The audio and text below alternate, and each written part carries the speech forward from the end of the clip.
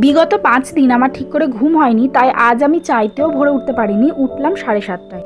উঠে ঘরটা ভালো করে পরিষ্কার করে বই খাতা গুছিয়ে আমি বসলাম আমার ফার্স্ট শিফটের জন্য, যেটা ছিল 2 ঘন্টার, এবং GK previous year question solve করছিলাম। নমস্কার বন্ধুগণ, আজ আমার সেলফ ইমপ্রুভমেন্ট চ্যালেঞ্জের 6ষ্ঠ দিন।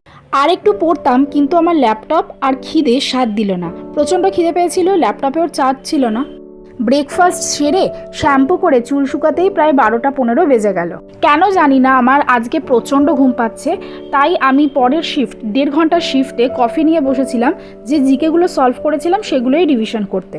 চোখে মুখে জল দিয়ে লাঞ্চ করতে বসলাম, কারণ আমার তখনও ঘুম পাচ্ছিল। সকাল থেকে জিকে পড়েছিলাম, তাই 4টে থেকে 6:30 পর্যন্ত 2.5 ঘন্টার একটা শিফটে শুধুই অঙ্ক নিয়ে বসেছিলাম।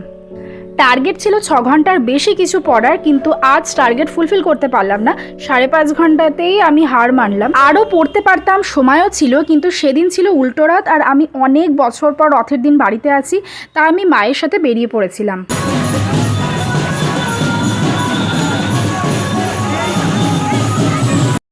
ফেরার সময় দেখি মানুষ জিলাপি কিন্তু একটা বড় লাইন দিয়েছে। যদি কন্টেন্ট ভালো লাগে সাবস্ক্রাইব করতে ভুলবেন না।